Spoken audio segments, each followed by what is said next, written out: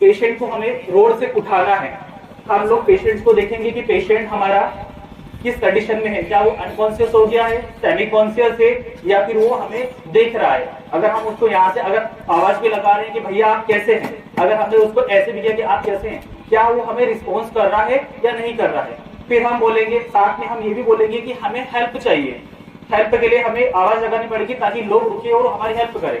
तो हम लोग आवाज लगाएंगे हेल्प हेल्प, ठीक है। या फिर आप साफ जगह तो नहीं रहेगी रोड पे, जहां भी हमें उपयुक्त स्थान लगे, कठोर जगह लगे, वहां पर हमें पेशेंट को लेटाना है। एक तरीका होता है पेशेंट को उठाने का, सबसे पहले हम उसके सर के नीचे हाथ रखेंगे इस तरीके से, और एक हाथ हमारा जो रहेगा वो चेस्ट के नीचे हमको रखना है। सामने एक व्यक्ति ने इस तरीके से पेशेंट को उठाया है जिसकी हम लोग हेल्प ले रहे हैं, वो दूसरा हाथ कमर पे रखेगा और तीसरा व्यक्ति क्या रहेगा, पांव उठाएगा। इन चीजों का आपको विशेष ध्यान रखना है। आप पेशेंट को वहां से उठाकर एक सेफ जगह पर उसको हम लोग लेटा देंगे। हमें ध्यान रखना है कि जब हम पेशेंट से अगर बात कर रहे हैं तो हमें सामने की ओर से ही पेशेंट से बात करना है। और हम इस तरीके से पेशेंट से बात नहीं कर सकते। मान लिया कि उसका एक्सीडेंट हुआ है, मान लिया कि यहाँ की जो हड्डी है वो क्रैक हो गई है, अगर वो इस ओर गर्दन करेगा तो पेशेंट, जैसे सर ने भी बताया कि ब्रेन का जो कनेक्शन है, हार्ट और ब्रेन का जो कनेक्शन है, अगर ब्रेन को ऑक्सीजन नहीं पहुंचेगी या फिर सिग्नल्स नहीं पहुंचेगी तो ब्रेन काम करना बंद कर देगा। मान लिया कि यहाँ की जो स्पाइन है, हड्डी है, वो टूट गई है, ब्रेन को सिग्नल प्रॉपर तरीके से नहीं मिल पा रहे हैं, तो उस कंडीशन में पेशेंट की डेथ होने की संभावना बढ़ जाएगी। तो हमें हमेशा पेशेंट को किसी ओर से हमें उससे बात करना है कि वो क्या है।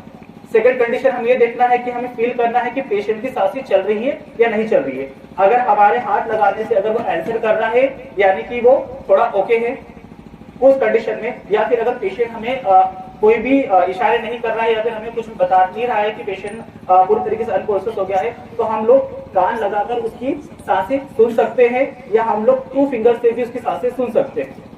ध्यान रखना है, अभी हमने लेटेस्ट में कोविड-19 देखा है कि कई इन्फेक्शंस एयर के थ्रू हो जाते हैं, तो हमें हमारा भी थोड़ा ध्यान रखना है। हम लोग फिंगर से भी देख सकते हैं कि पेशेंट की सांस चल रही है नहीं चल रही है, पल्स चेक कर सकते हैं, यहाँ से गले से कैरोटिड पल्स चेक कर सकते हैं। रेडियल पल्स आप लोग यहाँ पर फील करेंगे आपके अंगूठे की तरफ, तो यहाँ पर आपको वाइब्रेशंस मिलेंगे, यहाँ से आप पल्स चेक कर सकते हैं पेशेंट्स की। इसके बाद में अगर हमको ऐसा लगा कि हमने कान लगा के सुना और पेशेंट के तरफ से हमें खर खर की अगर आवाज आ रही है, यानी कि उसकी ओरल कैविटी के अंदर चोट लगने की वजह से ब्लड भरा हुआ है, हो सकता है वो डूबा हो तो पानी भरा हुआ हो अंदर माउथ के अंदर, तो हमें उसे निकालना है कैसे भी करके। ये जो माउथ है इसको हम लोग क्या करेंगे, यहाँ से थोड़ा सा ओपन करेंगे, ध्यान रखेंगे कि उसको मैंडिबल ब्रेक तो नहीं हुआ है, जो हड्डी वगैरह है ये यहाँ पर पेशेंट है तो हम वहाँ पर रुमाल का यूज कर सकते हैं। बेहतर हो कि आप मास्क का भी साथ लेकर चलें। अगर आपको एयर पेशेंट्स को अगर देना है, हो सकता है कि पेशेंट डिसीज से अगर गुजरा हुआ, ट्यूबरकुलोसिस का पेशेंट हुआ है, वो निमोनिया का पेशेंट हुआ, वो हमें भी बीमार कर सकता है, तो उसका हमको विशेष ध्यान रखना है। कंटिन्यू हमें ये प्रोसेस करते रहना है जब तक हमें बाहरी ओर से कोई हॉस्पिटल से या फिर कोई मदद ना मिल जाए, तब तक हमें ये सारी चीजें करते रहना है।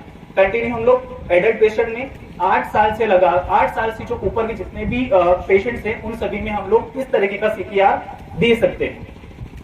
30 बार हमें 1 2 3 4 5 इस तरीके से गिनेंगे। 30 बार अगर ऐसे हो गया उसके बाद 2 बार हम लोग एयर पुश करेंगे। एयर पुश तब तक करना है जब तक हमें लग रहा है कि उसका जो फेफड़ा है, जो छाती है वो फूल रही है और वापस रिलैक्स हो रही है, फिर फूल रही है, रिलैक्स हो रही है, फिर स्टार्ट में वापस से हमें सीपीआर देना है।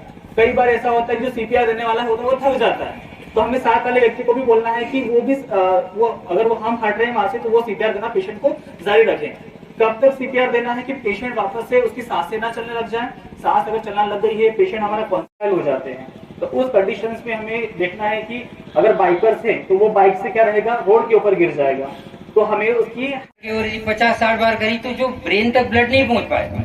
आपको 100 से 120 बार की स्पीड रखना है उसकी। और दूसरी बात जो डेप्थ है उसकी, आपको ऐसे ऊपर हल्के से नहीं, कम से कम 1 मिनट में 2 इंच या 2.5 इंच तक उसको चेस्ट प्रेस हो जाए, तो ही जो है हार्ट जो है बॉडी का ब्लड सक कर पाएगा और वापस से पंप कर पाएगा और ब्रेन तक पहुंच पाएगा। दोनों चीज का ध्यान रखना है। 100 120 इतने मिनट, 1 मिनट में इतनी बार तक आपका रिवॉल्यूशन होना चाहिए रिपीटेडली, और 2 से 2.5 इंच तक पे उसको कंप्रेस होना चाहिए जो आप कर रहे हैं ना, इस तरह से। और बीच बीच में आप चेक करते रहें। दूसरी बात, हर 30 कंप्रेशन के बाद में 2 बार आपको उसके मुंह से हवा देनी है। थोड़ा सा इस बारे में बोल दूं, मुंह में हवा देने में 2 ही प्रॉब्लम है, ज्यादा प्रॉब्लम नहीं है। बीमारी को कोई प्रॉब्लम नहीं है, क्योंकि सांस आप छोड़ रहे हैं, उसकी सांस ले नहीं रहे हैं, इसलिए इतनी प्रॉब्लम नहीं। पर क्या होता था कि चेहरा कैसा है क्या है, वो तो आदमी डर भी जाता है, और वो इतना तो नहीं हुआ है, जो हड्डी वगैरह है ये यहाँ पर टूटी तो नहीं है, हल्का सा इसको जैसे दबा के हम लोग ओपन करेंगे। ओपन इसलिए कर रहे हैं क्योंकि मान लिया कि आपने यहाँ से जो ब्लड आप निकाल रहे हैं उसके अंदर से जो ड्रेन कर रहे हैं ब्लड उंगली की सहायता से, क्योंकि आपके पास में सक्शनिंग मशीन वहां पर अवेलेबल नहीं है। एटलीस्ट जो भी आपको चीजें वहां पर करनी आप ड्रेन कर रहे हैं, और जैसे ही आपने अंदर उंगली इंसर्ट करी और पेशेंट मुंह बंद कर लिया, हमारी उंगली अंदर ही रह जाएगी। ठीक है, तो हम भी इंजर्ड ना हो तो हम क्या करेंगे, पेशेंट को इस तरीके से जॉ को दबाएंगे हल्का सा, और अंदर की जो चीजें हैं उसको हम लोग बाहर निकालेंगे। उसके बाद हम लोग प्राथमिक जो भी हमारे साथ में जो हेल्प के लिए जो भी लोग आए हैं उन्हें हम बोलेंगे कि आप 108 को कॉल करिए। एम्बुलेंस जो नंबर है हमारे मध्य प्रदेश में 108 को कॉल करेंगे। साथ में हम लोग 100 को भी कॉल करेंगे, डायल 100 को भी कॉल करेंगे। डायल 100 थोड़ा फास्टली तरीके से आ जाता है। ये मेरा पर्सनल एक्सपीरियंस है कि जो पुलिस की गाड़ी है वो एम्बुलेंस से हमेशा पहले आई है और वो पेशेंट्स को लेके भी गई है। ठीक है, तो हम 100 को भी कॉल करेंगे और एम्बुलेंस को भी कॉल करेंगे। साथ में हम लोग सीपीआर की प्रोसेस स्टार्ट करेंगे। मान लिया कि पेशेंट हमारा अनकॉन्शियस है, हमें सीपीआर की आवश्यकता अगर लग रही है तो हमारी जो पोजीशंस रहेगी वो इस तरीके से रहेगी।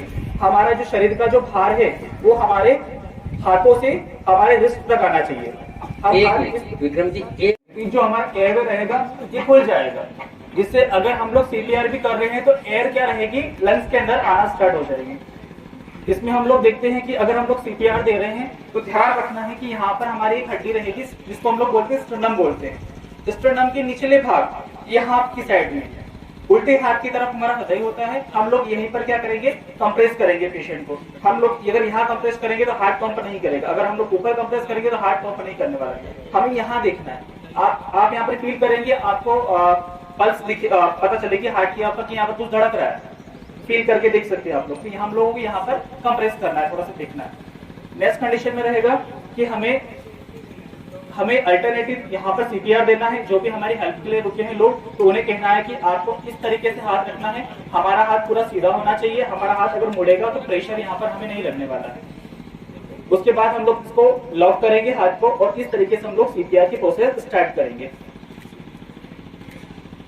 ऐसे कंटिन्यू हमको 30 बार करना है। उसके बाद ऑरली हमको 2 बार एयर जो हवा है, माउथ टू माउथ जो ऑक्सीजन है, वो हमको पेशेंट को इस तरीके से हमको देना है। बहुत सारी कंडीशन में इस रहती है कि अगर एक्सीडेंट वाला पेशेंट है तो हम वहां पर रुमाल का यूज कर सकते हैं। बेहतर हो कि आप मास्क का भी साथ लेकर चलें। अगर आपको एयर पेशेंट्स को अगर देना है, हो सकता है कि पेशेंट किसी डिसीज से अगर गुजरा हुआ, ट्यूबरकुलोसिस का पेशेंट हुआ है, वो निमोनिया का पेशेंट हुआ, वो हमें भी बीमार कर सकता है, तो उसका हमको